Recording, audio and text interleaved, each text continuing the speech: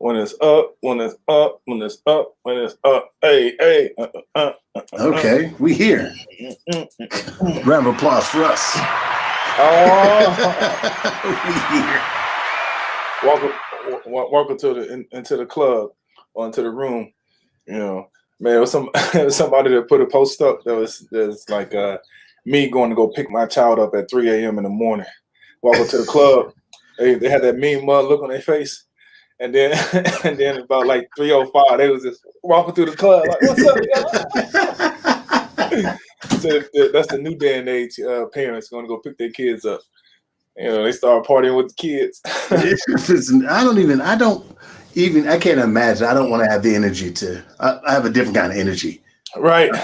A different kind of energy. It's cool and fun, I'm sure. Unless it's at the crib. At the crib partying, Yeah. at the club party, man, I feel bad for anybody that is going to the club now. Man, I know, Like, right? I feel like I'm telling my age, I'm like, the club nowadays? When it's up, when it's up, when it's up. Speaking like a real senior citizen. All these songs, all these, it's a lot. It's a lot going on these days. Yeah, which makes today super appropriate, I guess, given what we're going to discuss. So I guess I'll hop in. Are we ready to press go? We're ready to press go, man. There's a lot of changes that have been going on. Look at you, look at me. Babyface assassins are back. They weren't even ready for it. They weren't ready for it. So I snuck it up on him. He snuck it up on me. That being said, welcome to Game Beyond the Game Presents Talk That Talk, inspiring conversation with professional and elite athletes where we inspire our audience as we explore finding vision and purpose in life and discuss tools to overcome life's transitions. I am Sam Pierce, the second-year MC, and we're joined with founder Prince Daniel Jr. Prince, officially, how you doing? I'm doing amazing. As you can see, I just went through a change, and like you said, I got this baby face, so I'm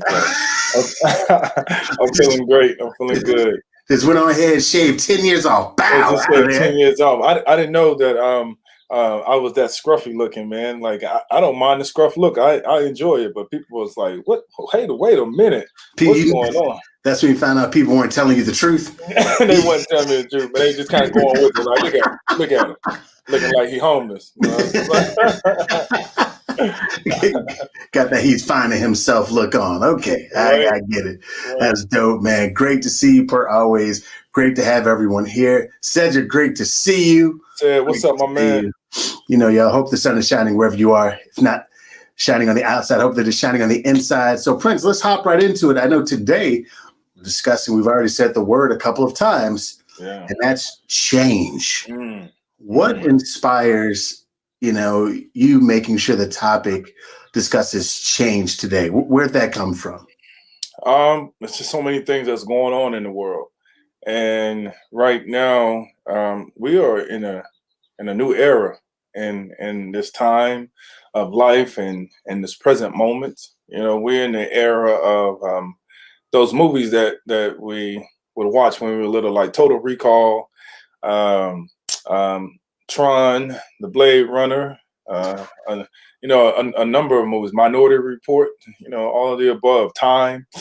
And so, with this change that's happening around us very rapidly, we need to also change and evolve with the times, because if we don't, we'll get left behind and somebody else will be doing our thinking for us. Oh, that's true. It reminds me also another movie I always refer to, and that's The Matrix. I think a lot of folks, like, they're caught up like in that blue pill, red pill moment, blue pill, red pill, or they're in there and their mind is, for some folks, again, that's referenced in the movie, they already kind of know what it's been. And then there are other folks that are like, oh my God. Yeah. I didn't want to believe it, and here it is. Or I believe, like now, again, long story short, but to your point, I want to make sure that I toss that movie out there as well. Joe, what's happening? Great to see you. Joe Prophet. So feel free to go into that a little bit more, man, as we discuss this movie change. Why did those movies come to mind? As soon as you said them, they resonated with me. But somebody watching, they might be like, what do you mean? So what I realized is that whenever you we used to go to the movies a lot when we were younger, right? And they had these movies out where it gave you a presentation of what the future will look like. And you would see the numbers, and you would see like, wow, this is what the future is going to look like. And so what you think about, what you surround yourself with, what you see actually occurs, right? You start to crystallize it, you start to manifest it. And what I realized is that with everything that's going on with NFT, with cryptocurrency, with the way that the banking systems are, and how the centralized banks, they have like pretty much kind of taken over how we spend our money and how we circulate our money. This decentralized or DeFi new space is actually allowing for us to take back the control of our currency and how we spend our money, and become our own banking system. And so that has exasperated us into the future of like really understanding this technology, and really understanding like who we are as individuals, and how we play a role in this new future of ours, in this new time of ourselves. And so the reason why I brought up those movies is because we're actually mimicking those same movies that we've watched when we were little. And so now that we're in this space, in this era, we've just been ushered into it, due to the pandemic, because everything has slowed down a little bit, but it's going to pick back up. But it has given us the opportunity and time to see and look around and observe, like how Microsoft is coming out with some glasses that allow for you to act like you're Tom Cruise on Minority Report. And so it's difficult for our minds to actually grasp that, right? And so the reason why is because we're in disbelief. Like, no, this can't happen this way, or this can't happen that way. But what we have to start doing is really accepting it and seeing how we can actually benefit and capitalize during this opportunity and this time. Yeah, it's interesting, change being inevitable. I remember being in college early on, and my dad saying, one day, son, we're gonna be able to see each other when we talk on the phone. I'm like, what? Wow. He's a Trekkie, and it's interesting because to me, art imitates life. There's so much that we've seen that is now coming to pass. So then I'm like, how creative are these people really? I mean, what's good? But anyway, that's the other brain that lives inside my head, and here we are, and it's an absolute norm. And to your point, so many folks have been thrust into changing, and it's more painful if they've not changed. Even from let's say an e-learning standpoint, a few years ago, it was estimated, it was like around $300 million a day business. And in the next 5 to 10 years, it's estimated to be $1 billion a day business from an e-learning standpoint.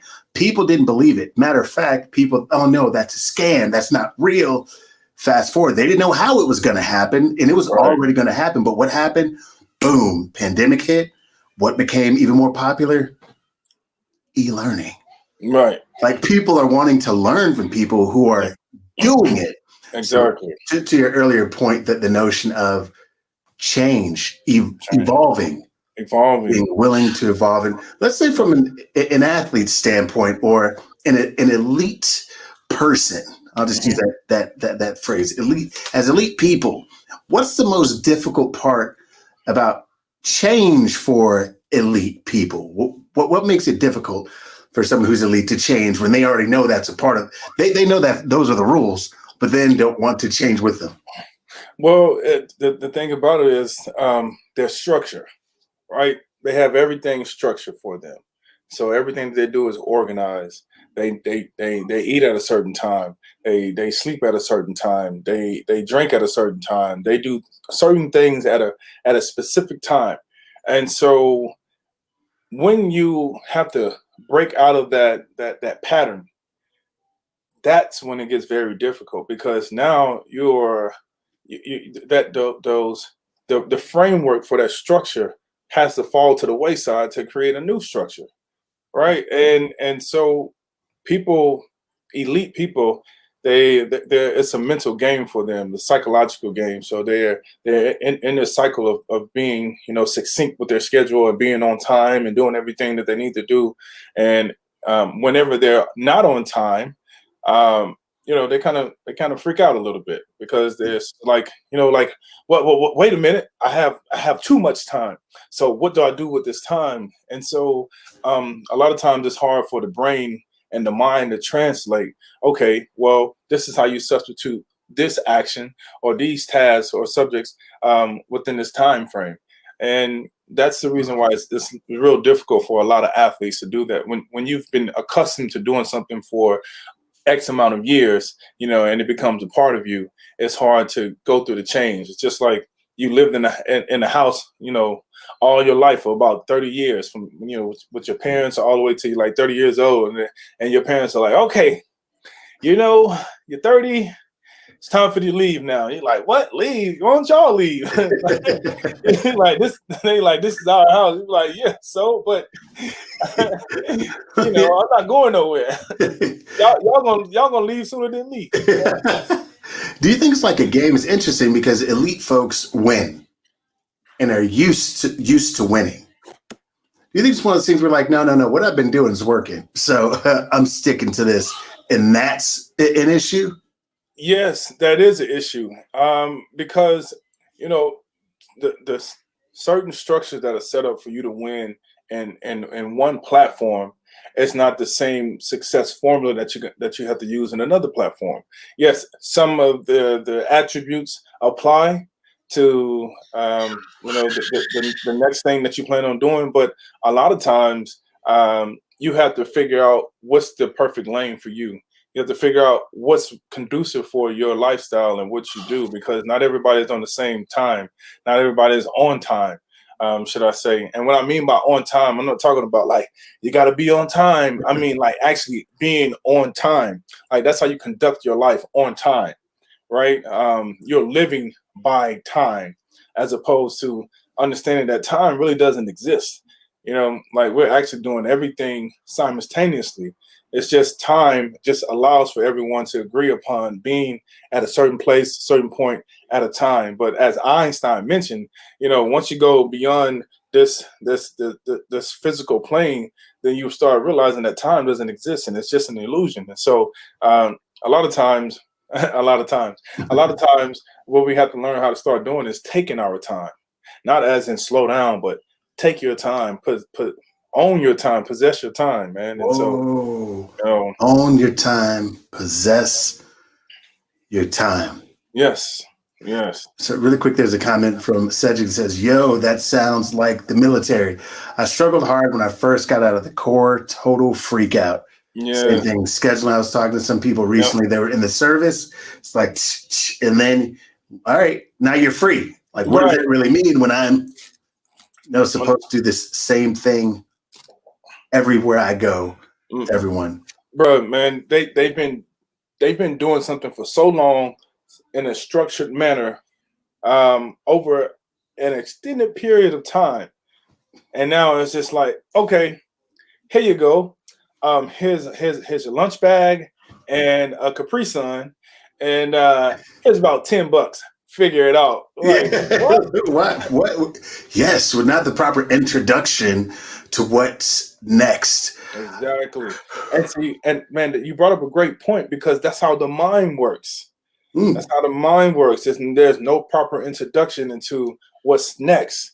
And so when you don't have a proper introduction to what's next, then you freak out, you lose it, you start spazzing out, you start doing all the things, like, sorry about the stuff that happened in South Carolina, but with the former football player, and the fatalities of the 5+ individuals, it's the mind hasn't had a chance to transform into what's next and what's new. And since no one was there, or a program wasn't there to help him transition into that, then that's the results that you get.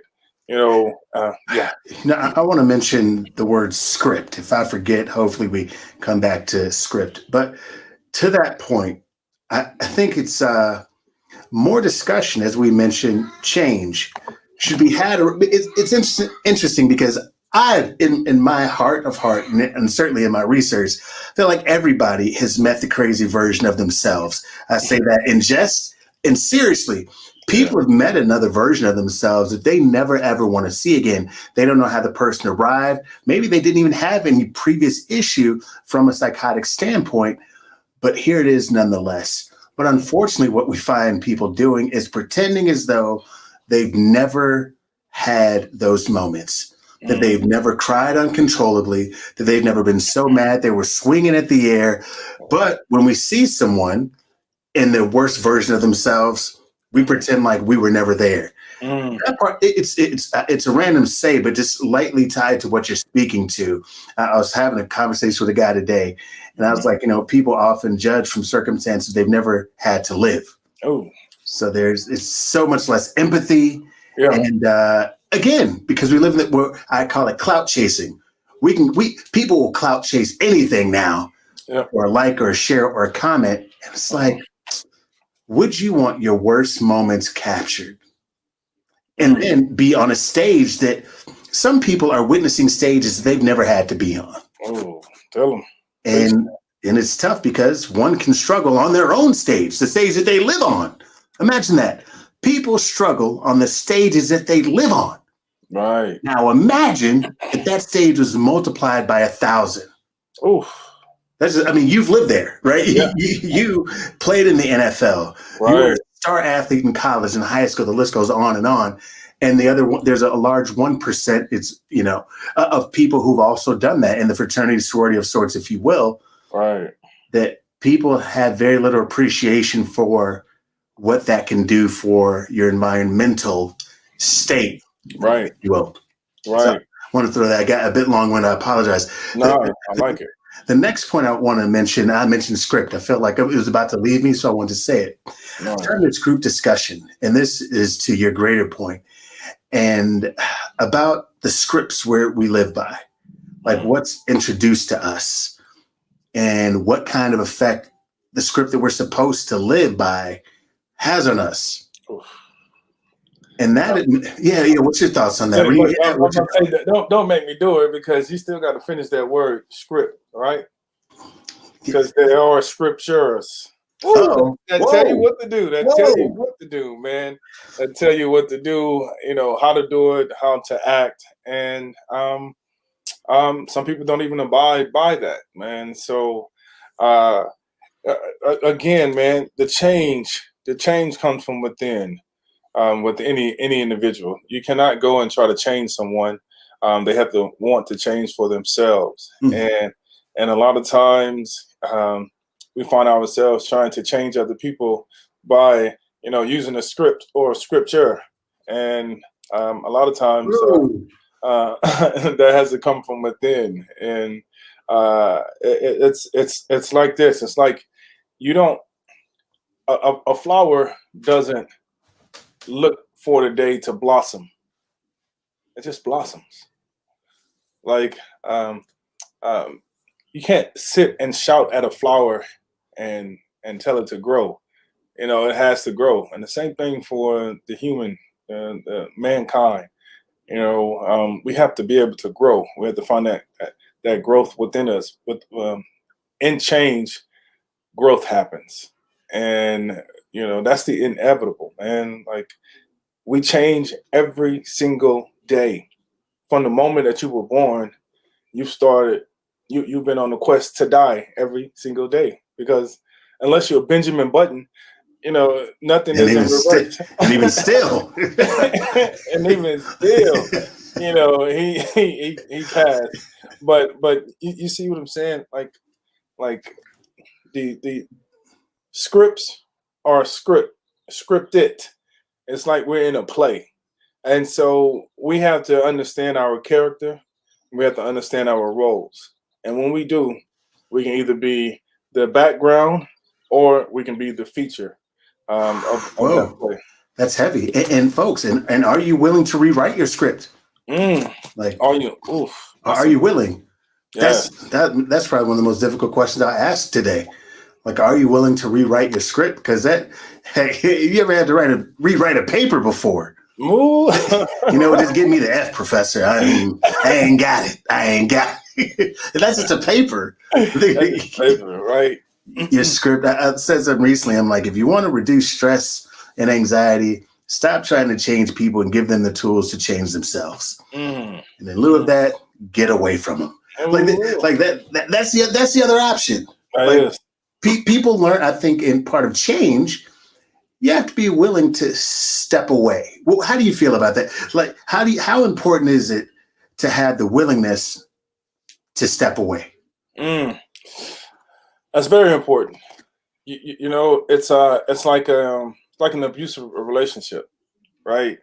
You keep going back because you're in hopes of it getting better when you know that you should have walked away years ago, right? And the will to actually have the power and the desire to walk away strengthens you. It helps you in your phase of change. But again, we are reluctant to change, and so since we're reluctant to change, we want things to remain the same when the proof is in the pudding. It's talking to you, right? Yeah. It's telling you like it's like leaving feels like a rebirth. You can feel like a new person when you really do that. I've asked this of people, and for anyone who's listening, who comes across this, who's watching, think to yourself, ask yourself, have I ever been in a relationship longer than I should have been? That's question number one. Think to yourself, have you ever been in a relationship longer than you should have been? Okay. That's the first question. Most people, 9.9 out of 10 people, the other 0.1% are lying or either never been in a relationship.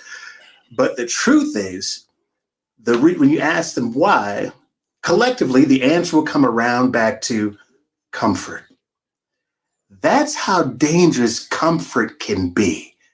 Comfort can be so dangerous. Being comfortable can be so dangerous that it leaves you in a place where you should not ever be, or certainly shouldn't stay, which is why the Prince's point of being the topic of today being change is being willing to evolve and knowing in any kind of relationship, if you all are not growing, and this is any kind of relationship, working, business, romantic, whatever, if you're not growing together, you're going apart. Can't debate your shadow, as that's my new saying. Debate your shadow, but that's it. That part, I like that. Good. Thank you so much. I'll throw it to you in a second. Cedric says, that makes me think about the Truman Show. Most only know what they are programmed to know. So how are they to know? Okay, so how do they know they need to change? Awareness. If you remember on the Truman Show, he started to become aware of certain things. You know, he started looking around and he was just like, wait a minute, like, hold up. I'm going to stand right here. You know, I'm going to check this out. And he started to become aware of the things that was going on and how he was programmed. And and the more he became aware of how he was being programmed, he started to make that change. And then he reached a place where he was just like, look, I'm not going to do this no more. I'm not going to be your entertainment anymore. Yep. And that is the era that we're in right now. It is. So now it's time for everyone to actually become conscious and mindful of what's going on and start take control of your own sovereignty, man. Like, take control of your own sovereignty. Man, I'll venture to say this. People could disagree with this. I think everyone at some point becomes aware. Everyone. At some point, because everyone has that feeling in the pit of their stomach. Everyone has some kind of intuition. Everyone's been someplace where they knew they didn't feel comfortable. They were about to do something they knew they were not supposed to do, myself included. Like, you're just instantly like, wait a minute, like where there's that pause. But what happens is comfort. Comfort. And it's not easy. And I think the great part about us having this discussion, and Prince, the idea of having it about change, is that we know it's not easy. Yeah, but nobody's saying it's easy either. No, right? It's like, it's definitely not. But I think one of the coolest things, and why I'm happy you wanted to talk about this, is when you're able to define or recognize something, then you're able to do something about it. Exactly. And that's the whole thing, doing something about it. You know, Ray Leonard Jr., he got a podcast called Know Better, Do Better. And, you know, that's just so simple. When you know better, you got to do better. Because if you don't do better, you know, you're going to make the same mistakes and it'll eat at you. Yeah, it'll eat at you. I think it rips people apart from whether what it appears to be or not. Yeah. I think it eats away at people, and without being ultra specific, like think about what's going on in the United States of America right now, and I'll just call it social unrest. Mm. Someone would be lying to you if they said they were not aware. Mm. Period. Like there's no in between. Mm. You're absolutely aware. Mm. So what do you do with that awareness? Yeah. Do you change? Mm. Do you stay comfortable? Mm. And then based on that decision, you, whoever's listening, watching us, Mm-hmm. we can move accordingly, right? Right. It's like, wait a minute. But and I think those are other important conversations to have with people who say they know, like, and trust you, whoever they are across the spectrum of folks. But again, to Prince's point, is like, take control of your sovereignty. Like, take control. Yeah. Take control. Like govern yourself. Self-sovereignty is the way to go. I wanted to address Cedric's question. Like, so how do they know they need to change? That's a good question. One of the things, like I don't want to say that I preach because I'm not a preacher, but I do. Things that you instill. I mean, you do a number of things, man. I do, but I want to say I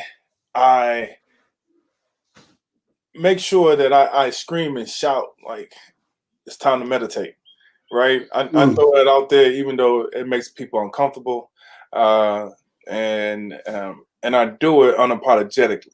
And the reason why is because when I was practicing, going to a monastery, living at the monastery and practicing with the monks. And I came back and I was just like, I just found the Holy Grail. People was looking at me like, yeah, shut up and read the scriptures. He reads this and read that and read that. And I'm just like, all right, like I've done that before, but now I actually see the change within myself. And so now I do it because I realize that it is a healing process that you have to go through. And in order for that change to happen, you have to be able to sit with something that you have not had an opportunity to become familiar with. You have to sit with something that you feel ashamed of, and the decisions that it has made, and that's you, right? And once you sit with yourself for a little bit, then you start to gain a little bit more awareness about who you are. And once you gain that awareness, you start gaining awareness around your radius, your environment. Like, wait, hold up. Man. Okay. I see you going in. I got to, man. We got to give the people what they want. Or, because the thing is, man, the change is happening. The change has already happened. It's just your mind lacks the ability to adapt to the change, right? Because what you mentioned, the comfort. Right? We get so comfortable and everything is good until it's not good. And then when it's not good, you're trying to run at the last minute and trying to figure everything out when you need to stay ready so you don't have to get ready. Right? 1,000,000%. And yeah. And then that way you're not reacting to something, you are acting to it. Wow. Yeah. To build on your point, I've been working on and mentioning folks like, hey, try 15 seconds at a time. I don't think people know how long 15 seconds can be when it's on purpose. Like how long is 15 seconds at a football game, a basketball game, a soccer? 15 seconds isn't an eternity when you got to, like, just imagine sitting and staring at somebody for 15. It's an eternity when it's on purpose. Right. And you mentioned the word, I don't know if you know who MC Hammer is. You probably, you young blood. I know Stanley Ipkiss. MC Hammer had a song called Pray. And it's called Pray. Oh yeah, we pray. We got to pray just to make it. Right. Well, you know the song. Yo, anyway, I've been listening to that song a lot lately. One of the he's like, I believe that you can do whatever you want. Anyway, some people are like, Hammer's one? Literally top 5 for me. I don't care what you say. Anyway. But in listening to that song over and over and over again into some conversations we've had, when he's saying we got to pray, I'm like, to me, a lot of that, like prayer. Now, this could be considered controversial. I don't know. But I think sometimes prayer is about praying to yourself, like spending time. Like I know you've talked like your inner God. You know, you mentioned that, but like praying to the inner you. That's also connected to the overarching God of existence, something greater than you. But that part, it's been on me a lot lately. Like maybe prayer. Maybe some people don't pray in the official or meditate because they don't think they're, I don't know, worth praying to. Anyway, I thought I'd throw that at you because I know how you feel about the inner G. The inner G. That's a Prince Daniel's original, by the way. So you threw it at me. Well, I'm gonna catch it. Bad metaphor. But anyway, man, everything that you just said it's like a person that's on to something, and once they lean into it, they discover what they were saying was truth, or what they were speaking was true. So when it comes to, you know, as you mentioned, your energy, it is your ability to see the inner goodness, the inner genius, the inner God, the inner goddess in you. And so when you understand about like economics, microeconomics, and macroeconomics, then you understand how they are all the same of the one whole. So when you understand about the God within you and the God outside of you, you understand it's one. So when you pray, you do pray to yourself, or you do pray to the quantum physics that's around you. Because what happens is what you are doing, you're using your words to elevate your vibration frequency within yourself, to allow yourself to do some of the things or crystallize or manifest the things that you've been desiring, hoping for, looking for to happen within your life. And so when you pray to yourself, it is you essentially you are praying to God. Because if God is in you and you're praying to yourself, you are talking to your inner G. And when you talk to your energy, that little energy that's inside of you, your spirit, your soul, your whatever else, it automatically talks to the macro God. Whoa, this is deep, man. That's heavy. I'm not being dramatic at all. That's like, especially the way you broke it down, that micro to the macro to the whole, and to folks who are listening, watching, coming across this, sharing it, whatever it is, however you come by way of this, like you're worth praying to for you. You're worth praying to that energy, that inner God, that inner goodness, that inner genius, that inner goddess. That's brilliant. Man, that's brilliant. Gave me chills. Man, I'm feeling the chills right now as well, man. You know, like my crown, the crown of my head just is tingling right now. You know, because what I've just spoken to you and our audience and our listeners is truth, and so truth always is going to resonate with you, whether it's going to make you feel comfortable or uncomfortable. You know, and you have to be able to receive it, and see it. You know, whenever you receive it, it becomes knowledge. So now you take that knowledge and you apply it. But if you don't apply it, it just remains as knowledge. And they say that knowledge is power, but knowledge is only power if it's applied.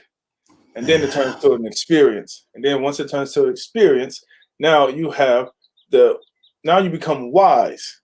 And now when you share with others, you have wisdom to share with other individuals. So I was listening. I'll ask you for some final words and last thoughts too. But recently I was listening to the good brothers at Earn Your Leisure. And they said, shout out to Earn Your Leisure, man. Them brothers, shout out Earn Your Leisure. Love them. Big fan. A straight up inspiration. Heck yeah, the whole crew.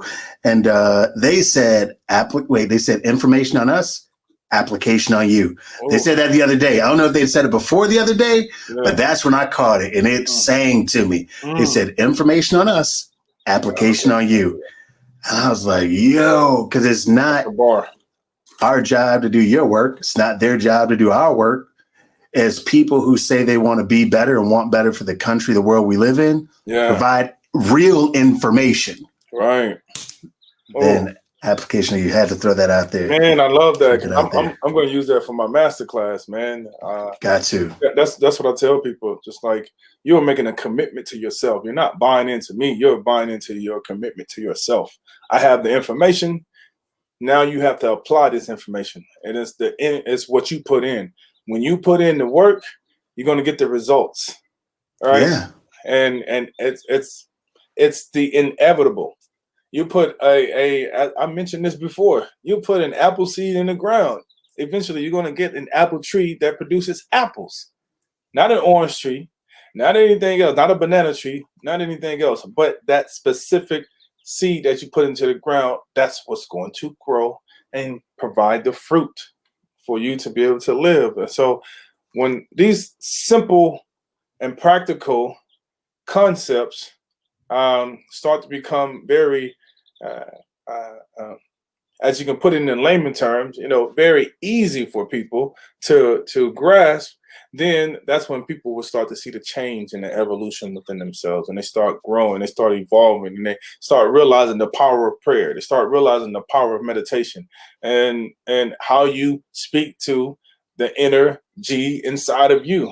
Once you speak to the energy inside of you, you speak to the outer G, and the whole micro and macrocosm. Man, I think that's a great. I don't know if you have some final words, but I will just. Mine are simply ask yourself, examine how you're speaking to your energy. Examine that. I don't know, whatever you believe in. Mm-hmm. Most people believe in something, whether you like it or don't like it, like him or her, or whatever it is you do or don't. You believe in something greater than you. Oh, yeah. I think that's fair to say. Mm-hmm. And that being said, if you're talking to the energy, the inner you, yeah, what are you saying to that one on a micro level? Mm-hmm. Because if that's what you're saying on a micro level, then who is receiving it on the macro? Ooh, let them know, man. Let them know. Man. You did this. You inspired this.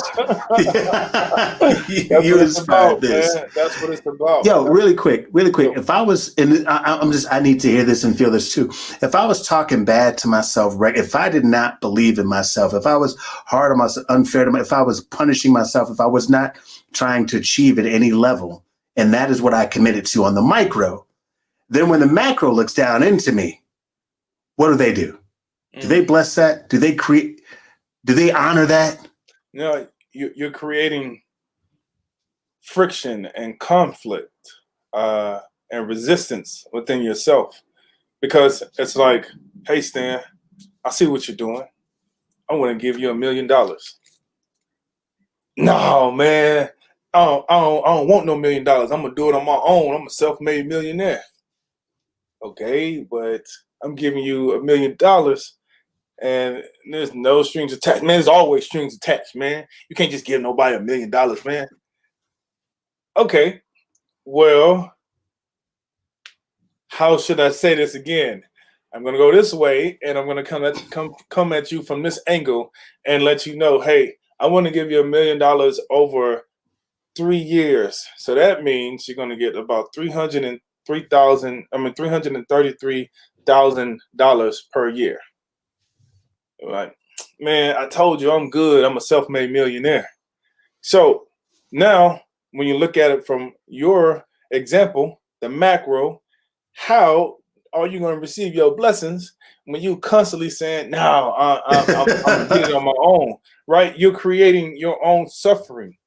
Yeah. And that's what we don't want to do, but we create the own suffering within our mind because of the things that happened in the past. And you mentioned it earlier about emotions and being able to let things go, right?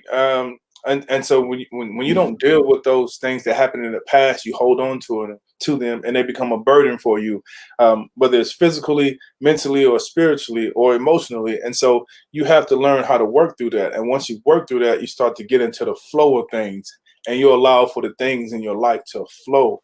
So that way you can flow with it and not be not creating resistance for yourself and trying to walk upstream when you know the Yeah. water is flowing down. You know, Yeah. Yeah. you So know, be willing to change. that's it. Be willing to change, and the way that you change is by sitting with yourself. Practice mindfulness, meditation, prayer, 15 seconds. I want to say that everyone is familiar with prayer, but they're not familiar with meditation because it's a negative connotation and it seems like it's attached to Buddhism or Hinduism. But the reality of it is, it is not. It is a universal practice that allows for you to tap into something that you didn't even know existed in yourself. And so, as Stan pointed it out and mentioned, you tap into your inner G, your inner goodness, your inner genius, your inner greatness, your inner God, your inner goddess. And when you do that, you start realizing how powerful you are and how amazing you are and how incredibly you were created. Like, you are a gift. So since you understand that you are a gift, it's time for you to start living in the present. Woo! Period. Period. Like, we just start right there, period. Man, one of the best episodes we ever had, man. Right? For real. I'm completely biased, but I'm honest. So, yeah. Any final thoughts, man, before we hop out of here? The final thoughts. Practice meditation. Practice meditation. Practice meditation. Whether it's in the form of yoga, whether it's in the form of dancing, whether it's in the form of going outside and running, get out there and get into this headspace where your thoughts really don't exist and you're just flowing. You're going with the flow of things. You're in the zone. You're in joy. You're in love. You're in bliss. Practice meditation. Our life is lived from moment to moment. So start with seconds in the way that you practice meditations. Those seconds will build up to minutes. Those minutes will build up to hour and hours, and so forth. Man, amazing. Bro, ditto. Nothing to add. Spotless. Appreciate you. Officially, you all, thank you for joining us today. Make sure that you continue to watch. And don't forget to like, comment, and subscribe to Prince Daniel Jr. YouTube page. And you can join us here next week, every week, on Tuesday at Game Beyond the Games Facebook page. Every Tuesday at 2 p.m. Pacific Standard Time, 5 p.m. Eastern Standard Time for more greatness, goodness, and discussing your inner God and life's transitions. Appreciate y'all. And your inner God and inner goddess. Inner God, inner goddess, inner man. Yes, yes, man. We appreciate y'all. Y'all have a good one. Peace. Peace.